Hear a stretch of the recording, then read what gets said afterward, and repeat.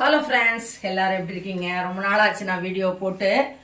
நான் இன்னைக்கு என்ன செய்ய போறேன்னா, காலையில இட்லி வச்சு சட்னி வச்சு சாப்பிட்டேன். இப்போ மத்தியானத்துக்கு நான் வந்து ஒரு கதம்ப சாம்பார், அதாவது பொங்கல் டைம்ல செய்வாங்க பார்த்தீங்களா, அந்த சாம்பார் நான் இன்னைக்கு செய்ய போறேன். அதுக்கு நான் இன்னைக்கு வந்து பருப்பு இதில் வேக போட்டிருக்கேன்.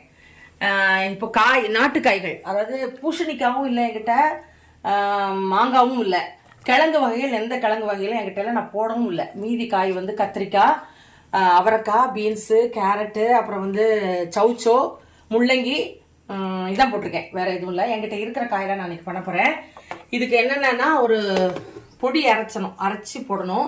சாம்பார் பொடி மாதிரி கிடையாது, இது வந்து கொஞ்சம் டிஃப்ரெண்ட்டாக. தேங்காய்லாம் நம்ம போட மாட்டோம் இல்லையா, இது அரைச்சி போட போகிறேன். அதனால் வந்து இதுக்கு தேவையான காஞ்ச மிளகாய், தேங்காய் எடுத்திருக்கேன். சின்ன ஸ்பூனில் ஒரு ஸ்பூன் வந்து கடலைப்பருப்பு, கொஞ்சம் போல் வெந்தயம், சீரகம், கொஞ்சம் மிளகு, கொஞ்சம் தனியா, இவ்வளோத்தையும் தனியாக வறுத்துட்டு நம்ம ஒரு பேஸ்ட் மாதிரி அரைச்சிக்க போகிறோம். இந்த காயை வேக வச்சுக்க போகிறோம். அடுத்தது இந்த பருப்பு ஆல்ரெடி இதில் வெந்துட்டு இருக்கு. நான் புளி வந்து மாங்காய் போட்டிங்கன்னா புளி தேவையில்லை, நான் மாங்காய் போட்டதுனால இதில் கொஞ்சம் போல புளி ஊற்ற போகிறேன். அடுத்தது வந்து தோரம் பருப்பில் ஒரு போண்டா பண்ண போகிறேன். இதுதான் இன்னைக்கு உள்ள ரெசிபி. இதை தான் நான் உங்ககிட்ட வந்து செஞ்சு காமிக்க போகிறேன். இப்போ இந்த பருப்பு வெந்த பிறகு தான் நம்ம இந்த காயை தனியாக வேக வைக்க போகிறோம். நான் இன்னைக்கு என்ன பண்ண போகிறேன்னா, மண் சட்டியில் தான் வேக வச்சு செய்ய போகிறேன். அதனால் மண் சட்டி எடுத்து வச்சுருக்கேன். நேற்றுக்கு வந்து எங்கள் மீன் கொண்டு வந்தார். அதனால் நான் நேற்றுக்கு என்ன பண்ணிட்டேன், மீன் குழம்பு வச்சுட்டேன். கொஞ்சம் நாங்கள் அதை இட்லி ஊற்றி சாப்பிட்டோம் பாருங்கள். மீதி குழம்பு இருக்குது, இன்னும் மீன் ஃப்ரிட்ஜில் இருக்குது. அது வேறு கொஞ்சம் வறுத்துக்கிடுவேன். அதை உங்கள்கிட்ட நான் வறுக்கும் போது என்ன மீன்ன்றதை காமிக்கிறேன். பருப்பு வேகட்டும். இதுதான் இன்னைக்கு நான் செய்ய போகிற ரெசிபி, சாம்பார், கதம்ப சாம்பார். ரொம்ப நல்லாயிருக்கும் இந்த கதம்ப சாம்பார். எங்கள் அம்மா வந்து ஒரு பெரிய பாத்திரத்தில் வச்சு அந்த சாம்பாரை வந்து மீறாது, முக்கால்வாசி எல்லாருக்கும் ஷேர் பண்ணுவாங்க. அப்படியே மீந்ததுன்னா என்ன பண்ணுவாங்க, அதை அடுப்பில் போட்டுருவாங்க. அதை அடுப்பில் போட்டு நல்லா சுண்டிடும் பாருங்க. சுண்ட சாம்பார்னு சாப்பிடுவோம், சூப்பராக இருக்கும். நான் அந்த சாம்பார் தான் இன்னைக்கு பண்ணப்பேன். வாங்க வீட்டுக்குள்ள போகலாம். பாருங்க, சாம்பார் பொடிக்கு அதை எடுத்து வச்சுருந்தேன் பார்த்தீங்களா, அதெல்லாம் எண்ணெயில் வறுத்து வச்சுட்டேன். இப்போ தோரம்பருப்பு, நம்ம ரேஷன் வாங்குறோம்ல, அந்த தோரம்பருப்பு தான். இது ரொம்ப நேரம் ஊற வேண்டாம், ஒரு 1.5 மணி நேரம் ஊறினா போதும். அதனால் இது ஊற வைக்கிறதுக்காக எடுத்து வச்சுருக்கேன். இங்கே புளியை கரைச்சி வச்சுருக்கேன். பருப்பு வந்துருச்சு, ஆஃப் பண்ணிட்டேன். இங்கே பாருங்க, காய் வேக போட்டேன். இப்போ இதை ஊற வச்சுட்டு 1.5 மணி நேரம் கழிச்சு நான் அரைக்கும் போது என்னென்ன போட்டு செய்கிறேன்றதை உங்ககிட்ட நான் காமிக்கிறேன். பாருங்க, நம்ம அரைச்சி வச்சிருந்தோம்ல, இந்த வறுத்து வச்சதை நான் அரைச்சி வச்சிருந்தேன் இல்லையா, அந்த இதையும் கலந்து பருப்பையும் கலந்து காயும் வந்துருச்சு. இப்போ நான் வந்து புளியெலாம் ஊற்றிட்டேன். இப்போ வந்து எண்ணெய் ஊற்றிருக்கேன். இதில் ஒரு 2 காஞ்சி வடகம் போட்டு தாளிச்சிங்கனாலும் நல்லாயிருக்கும், ரொம்ப நல்லாயிருக்கும். வடகம் என்கிட்ட காலி ஆயிடுச்சு. இப்போ தான் இந்த வருஷம் தான் போடணும்.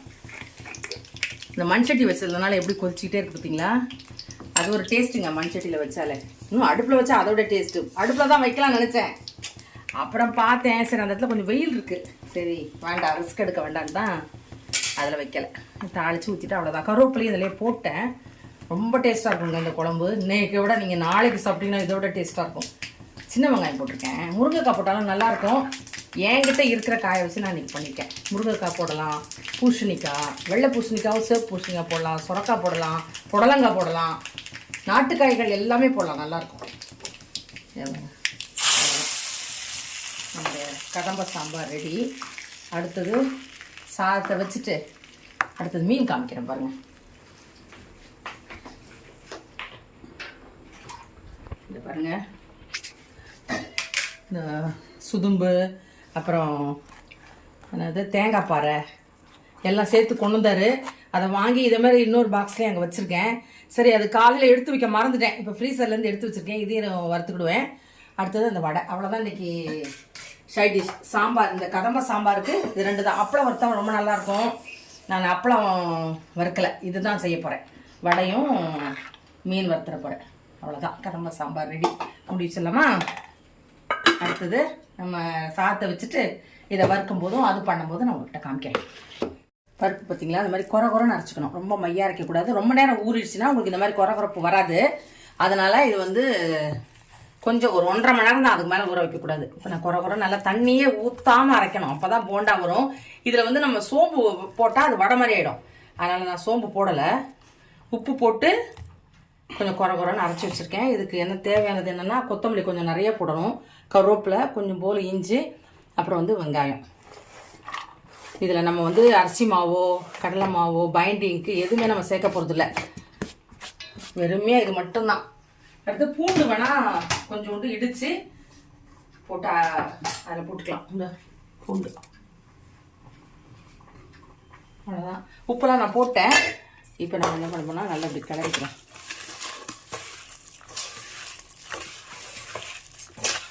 தண்ணியே ஊற்றக்கூடாது. தண்ணி ஊற்றுனீங்கன்னா உங்களுக்கு அந்த கரகரன்னு வராது. இது சாம்பாருக்கு தொட்டுக்கலாம். இதுலேயே வந்து உருண்டை குழம்பு கூட வைக்கலாம், நல்லாயிருக்கும். வெறும் பருப்பு போட்டு உருண்டை குழம்பு வச்சு இந்த மாதிரி நமக்கு தேவையான ஷேப்பில் இப்போ நம்ம தட்டி போட போகிறோம். அடுத்தது மீன் வந்து எடுத்து வச்சிட்டேன். நல்லா ஃப்ரீசர்லேருந்து எடுத்து வெளியே வச்சாச்சு. இப்போ இதில் வந்து நான் இந்த கார்ன்ஃப்ளவரும் கொஞ்சோண்டு மிளகாத்தூளும் போட்டு கலந்தே வச்சுருக்கேன். இப்போ இதை இந்த மீன் மேலே போட்டோம்னா நல்லா முறுமுறுன்னு வந்து பொரிக்கிறதுக்கு சூப்பராக இருக்கும். ஒட்டவே ஒட்டாது, கடாயில் உங்களுக்கு ஒட்டவே ஒட்டாது. ஃபஸ்ட்டு இந்த வடையை பொரிச்சிட்டு அப்புறம் வந்து நான் அந்த மீனை வறுத்து எடுத்துருவேன். அவ்வளோதான். இது ரெண்டையும் பண்ணும்போது இப்போ வடை போடும்போது காமிக்கிறேன். எண்ணெய் காய வச்சுட்டு கொஞ்சம் போண்டா போட்டுட்டேன். 12 வந்துருதுங்க. நான் 3 சாப்பிட்டேன். இதில் 9 இருக்குது. இப்போ வந்து மீன் பொரிக்க போகிறேன். ரொம்ப நல்லா இருக்குது, மொறு சூப்பராக இருக்குது. நீங்களே ட்ரை பண்ணி பாருங்கள். இது வந்து கடலைப்பருப்பு வடையை விட உங்களுக்கு எண்ணெயே குடிக்கல பாருங்கள். நான் ஊற்றின எண்ணெய் அப்படியே இருக்குது, ஒன்றுமே குடிக்கல. சூப்பராக இருக்குது. எண்ணெய் ஒன்று நம்ம தண்ணி இல்லாமல் அரைக்கணும். அடுத்தது இது சோம்பு போடாமல் இது பண்ணணும். அவ்வளோதான், வேறு ஒன்றும் இல்லை. இதில் நீங்கள் எவ்வளோ வெங்காயம் போடுறீங்களோ அவ்வளோக்கு நல்லாயிருக்கும். சின்ன வெங்காயம் போட்டிங்கன்னா நல்லாயிருக்கும். இப்போ நான் மீன் பொரிக்கிறதுக்காக அந்த எண்ணெய் எடுத்துடுறேன். இப்போ மீன் பொரிச்சிடலாம். சிம்மில் வச்சுட்டு பண்ணணும், இல்லைனா வந்து கொஞ்சம் உள்ளுக்குள்ளே வந்து வேகாமல் இருக்கும், வெளியில் வந்து என்ன ஆகும்னா வெந்த மாதிரி இருக்கும், அப்போது கருகின மாதிரி ஆகிடும். அதனால் கொஞ்சம் நிதானமாக வச்சுக்கிட்டு இந்த போண்டாவை போடணும். இப்போ மீனுக்கு வந்து நான் அந்த பொடி காமிச்சல அதை எடுத்துட்டேன், போட்டு தடவி வச்சுட்டேன். இந்த மாதிரி பொரிச்சிங்கன்னா உங்களுக்கு மீன் வந்து எண்ணெய் கூட உங்களுக்கு இந்த மீன் எண்ணெய் அப்படியே நம்ம குழம்புக்கு கூட யூஸ் பண்ணிக்கலாம். குழம்புனா மீன் குழம்புக்கு யூஸ் பண்ணிக்கலாம். நான் முட்டை பொரிக்கிறதுக்கு அதுக்கெல்லாம் இதை தனியாக ஒரு கிண்டத்தை ஊற்றி வச்சுட்டு அதுக்கெல்லாம் எடுத்துக்கிடுவேன். இன்றைக்கி மட்டும் எடுத்து யூஸ் பண்ணுவேன். மற்ற நாள் இன்னொரு வாட்டி பொரிக்கணும் போது தூக்கி ஊற்றிட வேண்டி தான். அதான் கொஞ்சமாக எண்ணெய் ஊற்றிக்கிட்டு பொரிச்சிங்கன்னா உங்களுக்கு வேஸ்ட் ஆகாதுல்ல, எண்ணெய் வேஸ்ட் ஆகாதுல்ல. அதான் பொரிச்சிட்டு இதையும் காமிக்கிறேன் பாருங்கள். மீன் பொரிச்சிட்டேன் பார்த்தீங்களா. ஆனால் ஒரு மசாலா கூட இதில் இறங்கல பாருங்களேன். கலர் தான் உங்களுக்கு இப்படி இருக்குமே தவிர மற்றபடி மசாலா கருகுன ஸ்மெல் அந்த மாதிரி எதுவுமே வராது. நீங்கள் கார்ன்ஃப்ளவர் மட்டும் போட்டு இப்படி வறுத்து பாருங்கள், ரொம்ப டேஸ்ட்டாக இருக்கும். எண்ணெய் வந்து உங்களுக்கு வேஸ்ட் ஆகாது. இப்போ இந்த எண்ணெயை நான் வந்து மீன் குழம்பு நாளைக்கு வச்சேன்னா அதில் தாளிச்சிக்கிறதுக்கு எடுத்துக்கிடுவேன். அப்படி இல்லைன்னா நைட்டுக்கு நான் வந்து முட்டைக்கு பொரிக்கும் போது எடுத்து காலி பண்ணிவிடுவேன். அவ்வளோதான். மீதி எண்ணெய் தான் தூக்கி ஊற்றிட வேண்டியதான். இதுதான் நான் காமிக்கணும்னு சொல்லணும்னு நினச்சதை உங்ககிட்ட சொல்லிட்டேன். அடுத்தது பாருங்கள், எல்லாம் ரெடி ஆயிடுச்சு.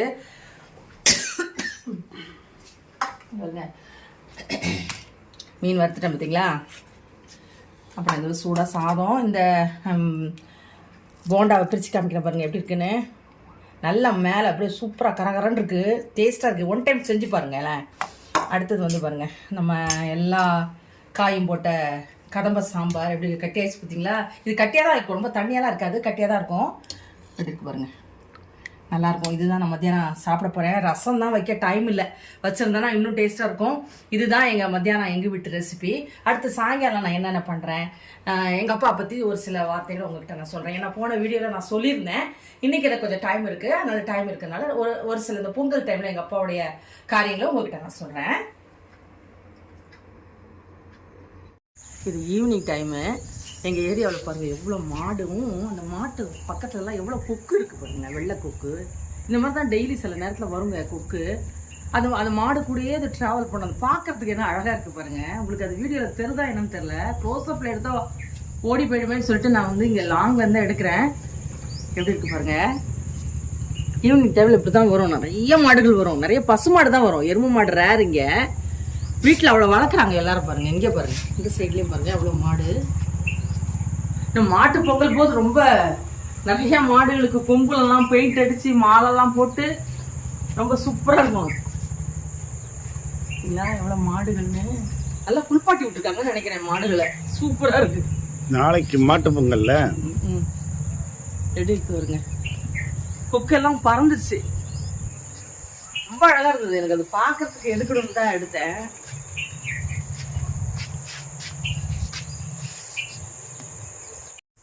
பாருங்க, சாயங்காலம் எல்லா வேலையும் முடிச்சிட்டேங்க. நல்லா கொஞ்சம் நேரம் தூங்கினேன். தூங்கி முடிச்சுட்டு பாத்திரத்தை பார்த்தோன்னே எனக்கு முதல்ல பாத்திரத்தை தேய்ச்சிட்டு அதுக்கப்புறம் டீ போட்டு குடிச்சிட்டு அந்த வடையை நான் இன்னும் சாப்பிட கூட இல்லை, போண்டாவை அது அப்படியே இருக்குது. நைட்டுக்கு தொட்டுக்கிறதுக்கு அதுதான். சாம்பார் இருக்குது, சாதமும் இருக்குது. அதை வச்சு தான் சாப்பிட போகிறோம். அப்படி பத்தலைன்னா நான் வந்து சம்பா கோதுமை ரவா பண்ணிப்பேன். இந்த காலையிலேருந்து இவ்வளோ நேரம் வரைக்கும் என்னோடய வேலையெல்லாம் நீங்கள் பார்த்துருப்பீங்க. நான் எங்கள் அப்பா பற்றி சொல்கிறேன்னு சொன்னேன். எங்கள் அப்பா வந்து இது 2வது வாட்டி நான் சொல்கிறது. ஃபஸ்ட் டைம் சொன்னதுக்கு நிறைய ரெஸ்பான்ஸ் பண்ணீங்க, ரொம்ப சந்தோஷம். இப்போ செகண்ட் டைம் நான் எங்கள் அப்பா பற்றி பேசுகிறேன். என்னென்னா அந்த பொங்கல் டைமில் பார்த்துக்கோங்க, எங்கள் அப்பா வந்து நிறையா கரும்பு வாங்குவாங்க. ஒவ்வொருத்தருக்கும் ஒரு கரும்புனா ஒரு கரும்பு கொடுக்க மாட்டாங்க, ஒவ்வொருத்தருக்கும் 3-4 கரும்பு கொடுப்பாங்க. நாங்கள் 4 சிஸ்டர்ஸு. 4 சிஸ்டர்ஸ்க்கும் எங்கள் அப்பா என்ன பண்ணுவாங்க, அழகாக அந்த மேலே உள்ளதெல்லாம் வெட்டி தோலெல்லாம் சீவி அதை அழகாக கட் பண்ணி அதை சின்ன கிண்ணங்களில் போட்டு எங்களுக்கு கொடுப்பாங்க. நாங்கள் அதை மாட்டு பொங்கல் அப்புறம் காணும் பொங்கல் எல்லாத்துக்கும் அந்த கரும்பு வச்சு வச்சு வச்சு அப்படி சாப்பிடுவோங்க. கரும்பு நாங்கள் கரும்பு இப்போ கரும்புனாலே எங்களுக்கு சாப்பிடவும் முடியல, சாப்பிட்ற மாதிரியே சுகர் இருக்கிறதுனால சாப்பிட முடியல. அதை ஏன் சின்ன வயசில் நம்ம அதை எதை நம்ம வந்து அனுபவிக்கணுமோ எதை நம்ம பிரயோஜனப்படுத்திக்கணுமோ அதை பிரயோஜனப்படுத்திக்கிறது நல்லது. அதுக்காக தான் இதை சொல்கிறேன். அப்போ அவ்வளோ கரும்பு சாப்பிட்டோம், இப்போ கரும்பு சாப்பிட முடியாத சூழ்நிலை வந்துருச்சு. அது எங்கள் அப்பா சாப்பிட்டாங்களான்னு கேட்டால் நிச்சயமாக நான் எங்கள் அப்பா சாப்பிட்டு பார்த்ததில்ல. பிள்ளைங்களுக்கு தான் அப்படி பண்ணி கொடுப்பாங்க. அடுத்தது சக்கரை பொங்கல். எங்கள் அப்பாவுக்கு ஸ்வீட் ரொம்ப பிடிக்கும். நல்ல சக்கரை பொங்கல் எங்கள் அம்மா நல்லா வைப்பாங்க. சக்கரை பொங்கல் வச்சு சாப்பிடுவோம். கொடுக்கறதுல வந்து நல்ல சாப்பாடு விஷயத்துலையும் சரி, பிள்ளைங்களுக்கு வாங்கி கொடுக்குறது சரி, எங்கள் அப்பா நல்லா செய்வாங்கங்க.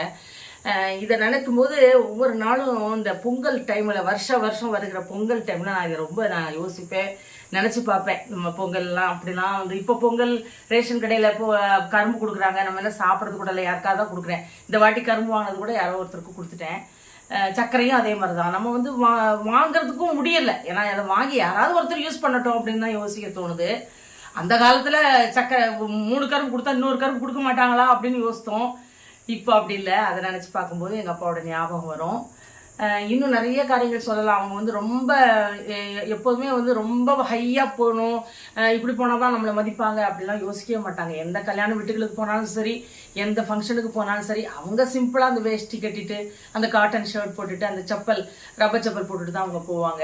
எதையுமே ரொம்ப பெருசாக போகணும்லாம் விரும்பவே மாட்டாங்க. ரொம்ப அதிகமாக பேசவும் மாட்டாங்க. அவங்க உண்டு, அவங்க வேலை உண்டு அப்படின்னு தான் சொல்லுவாங்க. 2வது எங்கள் அப்பாவுக்கு வந்து பொம்பளை பிள்ளைகள் ரொம்ப பிடிக்கும். எப்போதுமே இப்போவும் அப்படி தான். பொம்பளை பிள்ளைகளுக்கு வந்து அப்பானா ரொம்ப இஷ்டம். எங்கள் மேலே ரொம்ப பாசமாக இருப்பாங்க. கடைசியில் எங்கள் அப்பாவுக்கு ஃபஸ்ட்டு அட்டாக் வந்து 84 வந்து அப்பாவுக்கு ஃபஸ்ட்டு அட்டாக் வந்தது. ஃபஸ்ட் அட்டாக் வந்தது. அதில் 21 நாள் ராயபுரம் ஆஸ்பத்திரியில இருந்து அவங்களுக்கு ரெக்கவரி ஆகி வந்துட்டாங்க. நல்லா அவங்களாவே மாடிப்படி இறங்கி என்னை கூட்டு போயிருங்கன்ற அளவுக்கு அவங்களுக்கு க்யூர் ஆகி வந்தாங்க. அதுக்கப்புறம் நல்லா இருந்தாங்க, ஒரு ப்ராப்ளம் கிடையாது. நாங்கள் அவங்கள ரொம்ப கேர்ஃபுல்லாக எங்கள் அம்மா ரொம்ப பார்த்துக்கிட்டாங்க. நாங்களும் எங்கள் அப்பா அப்படி பார்த்துக்கிட்டோம். நிறைய ரொம்ப பேச விட மாட்டோம், நல்ல ரெஸ்ட் எடுக்க வச்சோம். எல்லாமே உங்களுக்கு நல்ல ஹெல்ப் இருந்தது. பிள்ளைங்களோட ஹெல்ப்பு, ஒய்ஃபோட ஹெல்ப்பு எல்லாமே எங்கள் அப்பாவுக்கு அந்த நாளில் இருந்ததுனால எங்கள் அப்பா கிட்டத்தட்ட 84 89 வரைக்கும் 5 வருஷம் நல்லா இருந்தாங்க. எந்த ப்ராப்ளம் இல்லாமல் அவங்க பாட்டுக்கு போகிறது நம்ம வரது, நம்ம கடைக்கு போகிறதும் அப்படி தான் இருந்தாங்க. 89 தான் அப்பா இறந்தது. நல்ல ஒரு மனுஷன். இந்த நாட்களில் இந்த நல்ல நாளில் தான் நம்ம வந்து பெரியவங்களையோ நம்முடைய பெற்றோரையோ நமக்கு யார் நன்மை செஞ்சாங்களோ அவங்களெல்லாம் நினச்சி பார்க்கறது ரொம்ப நல்லது. இதை நான் இதோடு முடிச்சுக்கிறேன். அதுக்கு அடுத்தது நான் எங்கள் அப்பா பற்றி நான் பேசுகிறேன். காலையிலேருந்து நான் செஞ்ச வேலையெல்லாம் நீங்கள் பார்த்துருப்பீங்க. ஏன்னா வீடியோ ரொம்ப லாங்காக இருக்குது பார்த்தீங்களா, அதனால் நான் இதோட முடிச்சுக்கிறேன். ரொம்ப பேசிகிட்டே இருந்தால் அப்புறம் நிறைய போயிடும், அப்புறம் எடிட் பண்ணுறது எல்லாமே கஷ்டம். அதனால் இதோட நான் இந்த வீடியோ முடிச்சுக்கிறேன். காலையிலேருந்து நான் அந்த தோரம்பருப்பில் ஒரு போண்டா பண்ண பாருங்க, அது கண்டிப்பா செஞ்சு பாருங்க, ரொம்ப நல்லா இருக்கும். நான் இப்பவும் எடுத்து பார்த்தா நல்ல கிறிஸ்பியாவே இருக்கு. அதனால நீங்க அது ஒரு வாட்டி ட்ரை பண்ணி பாருங்க. சாம்பார் வந்து எல்லாரும் பண்றதுதான். இந்த பொங்கல் டைம்ல இந்த சாம்பார் நம்ம பண்ணுவோம், அவ்வளவுதான். இதுதான் நான் பண்ணியிருக்கேன். எங்க அப்பா பத்தி பேசின காரியம் உங்களுக்கு பிடிச்சிருக்கும்னு நினைக்கிறேன். நெக்ஸ்ட் நம்ம இன்னொரு வீடியோல மீட் பண்ணலாம். பாய்.